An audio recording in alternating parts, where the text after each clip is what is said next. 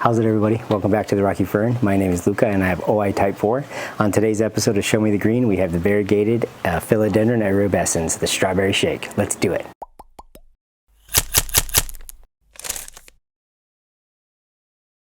Okay, so today we're going to be showing you the strawberry shake. I have a plant here that I've air rooted, and we're actually going to be propagating it and talking about the care and whatnot, so let's jump into it. Okay, so editing Luca here, I forgot to mention where I got the Philodendron strawberry shake from. So I got it from Derek out of the Houseplant Co. in New York City. Their Instagram is Planted with Dirt, and they're amazing. They have some of the best lives that I've ever attended. So yeah, definitely check them out. They have great plants, great pricing. The lives are like 4 times a week sometimes, 5 times a week sometimes. Great prices. They ship incredibly well. I had a shipment that was delayed for 22 days, so we'll do a video on that. Did they make it? I don't know. But anyway, let's get back to the main video. Okay, so here we go. This is my Philodendron strawberry shake. It's an awesome Philodendron. I do like the variegation on this Philodendron quite a bit, but on the older leaves. The newest leaf to come out has this kind of muddled cream orange color, which is pretty, but it's not my favorite. But as it starts to harden off, it turns into this nice, really pretty, kind of creamy variegation that's typical, although it does have a lot of red on the underside of the leaf. And then the normal form of Philodendron erubescens, which is known as the red emerald, is amazing. It's one of my favorite, if you will, wild type philodendrons. I do have to take you guys on a field trip. There is a massive grove of this near here, and it's got to be 40 feet tall by maybe 40 feet wide. It's growing on the underside of a huge mango tree, and it's growing with another philodendron. I'm not sure which one that is. It could be well, I'm not sure, but when we go there we can take a look at it. But it's huge, and the petioles stand out. It's just an amazing plant. So I am going to propagate this. I've been air layering it so we can take a look and see what those roots look like.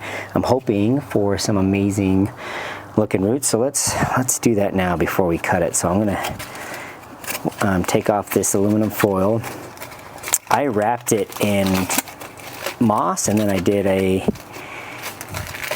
saran wrap over the moss, and then I just covered it in the aluminum foil to give it structure and to hold it. But I'm seeing roots throughout this entire thing. Holy cow. In fact, let me get my phone to get close-ups of this.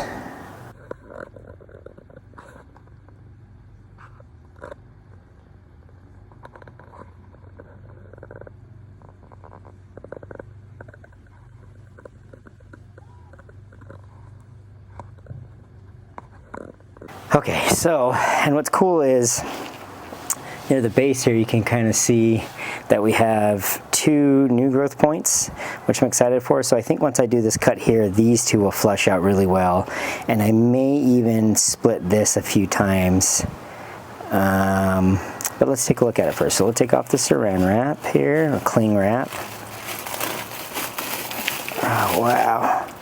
And it's being kept in pond. I've had very good success with philodendrons in pond. I'm kind of a big pond fan, so we'll just keep going with what's working really well for us. Now I am going to end up breaking quite a bit of roots when I take this apart, but hopefully it's fine. You guys got to tell me what your favorite variegated philodendron is, if you can. Oh look, there's only 1 root in here, and it's this massive root ball. It's all coming out from this one root here. Wow. So I have to be extra careful not to snap that main root.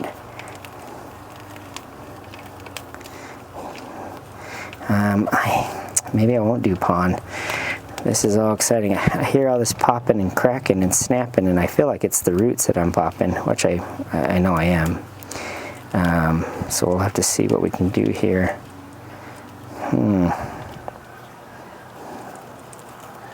What to do here? Okay, so I took some scissors and I I'm sterilizing with some rubbing alcohol, and I think what I'm going to do is I'm just going to cut it right along here. This will hopefully shoot off some more, and then we can take a look at this offset here. Oh my goodness. You ready? Time for some bravery here. 1, 2, 3. Oh, pretty good cut. And I'm thinking while we're here, I'm going to cut this one more time. So I'm going to cut it again right in here. Let me try to get a better angle here. Right in here. So this bottom cutting will have all of these roots, and then this top portion, which will have 3 leaves and these 2 nodes here. So let's do that. Okay, so now we have 2 new cuttings, and it's a really pretty plant. And we also have the base cut, the butt cut as it were, and with 2 new growth points here and this old shoot here. So let's see what we're going to do. I think for this guy we will plant him in the pond, and then this guy I think I'm going to put in a prop box and keep him in this moss, and I think that will work out better than anything else. But look at that. That is so cool. Wow. Sorry, I'm a little quiet right now because there's a lot of activity going on outside, like in the neighborhood. A lot of people are getting ready for Memorial Day maybe, but it's kind of distracting. There's a lot of screaming and yelling and all kinds of stuff. So I think for this guy, I think that's all we're gonna do. We'll wrap him up like that. I'm gonna put him in probably a, you know, maybe what we'll do is we'll do a net cup. I was gonna do a pot or a cup with a hole in it, but I think what we'll do is we'll do that, and then we'll put him in a prop box, and he should kick butt. I mean, honestly. So yeah, okay, there's that guy, there's the base, and then so same typical story. I have one of those 50-cent tumblers from Wally World. I've drilled a hole.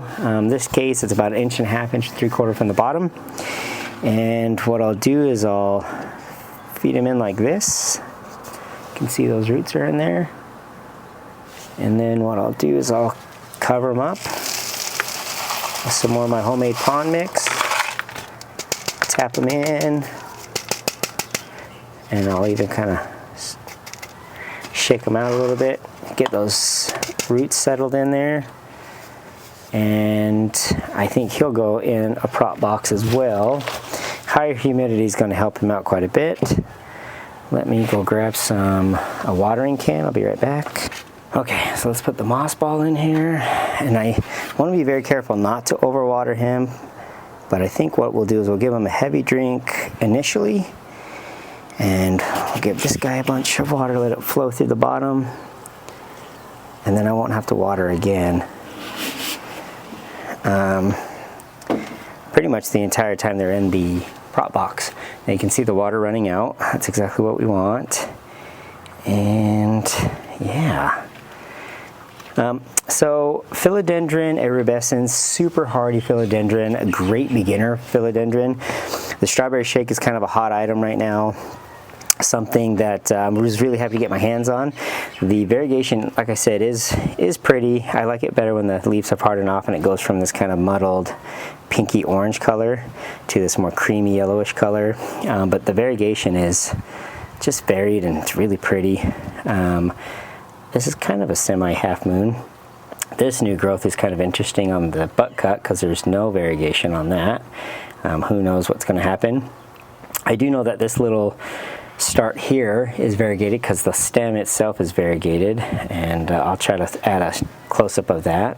pests. I haven't had any issues with pests. I've seen them grow in pretty much direct sunlight. That one grove I want to take you to, like I said, it's growing underneath the canopy of a mango tree, but parts of it do get exposed to direct sunlight depending on the year.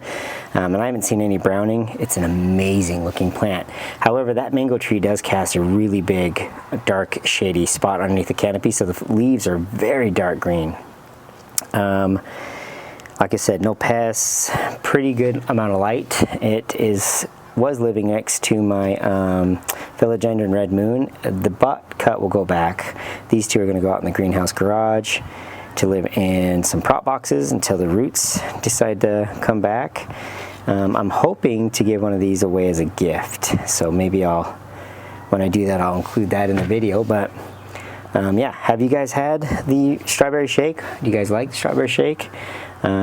Is it my favorite? No. In this case, I think I would prefer the normal variety over the variegated, but I mean, I do like the variegated one, but the normal variety, the red emerald, that is a classic. Awesome, awesome plant. They're found in South America. They can get up to 60 feet. Super hardy, the beautiful red petioles. This isn't just found on the strawberry shake or the variegated form. It's found also on the normal variety, the wild type form, if you will.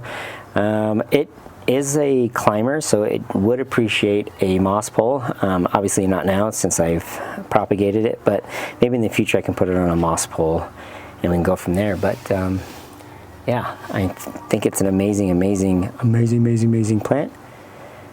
So yeah. Stay tuned. We're going to do updates on these cuttings and see how well they do. I hope I don't lose them. I feel pretty confident in the amount of roots that they have. And then going in my prop box, they should be just fine. But if you like what you see, make sure to give a thumbs up, subscribe, and we'll see you guys on the next adventure.